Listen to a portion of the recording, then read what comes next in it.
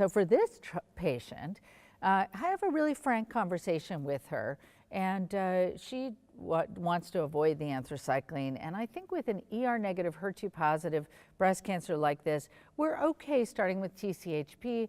A lot of these patients have a very rapid response, so by the time they come back for their next docetaxel 3 weeks later, we can't even feel the mass. And we use growth factors routinely, usually a long-acting myeloid growth factor, now that you can actually put on the skin before they leave the infusion center, and it self-injects 24 hours later. So that's made it much easier for patients, and they only have to come in for treatment every 3 weeks. So growth factor plus that chemotherapy works pretty well. My experience with this regimen is that people do get more diarrhea with it, with pertuzumab.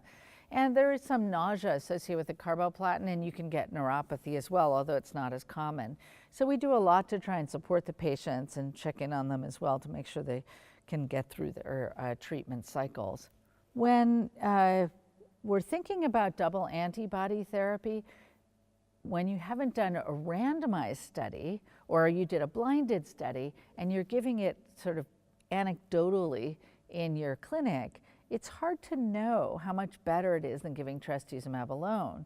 But we have a sense that it's overall better, which agrees with, of course, a number of studies, because we have so many patients having pathologic complete responses who have HER2-positive disease. So my experience with this is that people respond well. In terms of tolerating it, it does cause diarrhea, so having a proactive approach really makes a big difference. I've had a couple of patients get a sort of sun-induced rash, but we can generally manage that fairly well with steroids. And then if people are getting TCH, I really do a strong education about diarrhea because it can be such a big deal for them. This patient has hormone receptor negative HER2-positive disease, and if she has no residual invasive cancer at the time of surgery, so-called R0, or R1 actually, I would feel very comfortable that she had had an excellent response and had a good prognosis. Based on the data that we have now, we would continue trastuzumab to complete a year.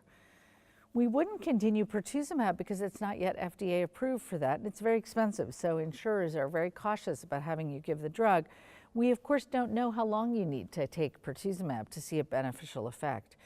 But hopefully we'll see that in the not too distant future, and people will begin to study that more.